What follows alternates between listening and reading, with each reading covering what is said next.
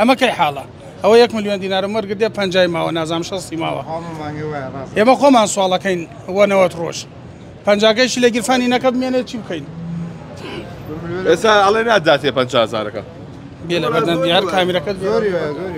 بێرە بە هەر خۆت بە چاو خۆتش ببینی من کارمەندی ناوخۆم لە کەلار هاتووم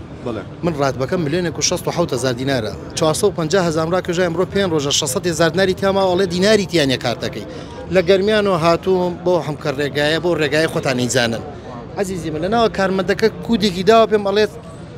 44 ئەڵێم کەی سرێمەڵێ کی ئەڵێ سرێتی ئەڵێم کاکە لە کەلار هاتوو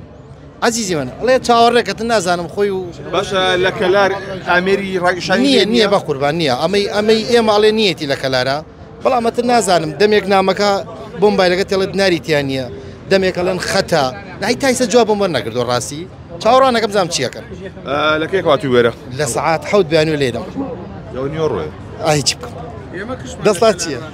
دەسڵات چییە بە قوربان دەسڵات چییە؟ من لە شارۆچکەی قەرەتەفۆ هاتم دەسڵات چییە عەزیزم؟ معقولە ئەمە تەفعیلکە ئیلا بێتە سلەیمانی ئەمە چییە؟ ئەمە قەشمەریکردنە ئەمە هەستی خەڵک بریندارەکە نازانم بەچی ڕوویەکەنەوە خەڵکا گەڕێن هەڵ دەنگمان بەنێ نازانم ئەم ڕۆ لەکوێ ئێنن ئەمە ڕووە ئەمانە ئەخلاق و ئەدەبی خەڵکیان تێکدا عەزیزی من ئەخلاق و ئەدەبی خەڵکیان تێکدا خەڵکیان فێر درۆ کرد فێرە موچتی احترامە ڕوودەم لە تۆیە ئەمانە نازانم نای شەرم نایانگرێ حیا نایانگرێ خەڵک بۆم چاوەڕوانێ سێ مانگ جارێ ڕاتوبەرگرێ کارتێکیان داپی کارتەکەیش وەک کارتی بەشەر وەکو تعاملی ئینسان لەگەڵ خەڵکان ناکەن نانی کارتێک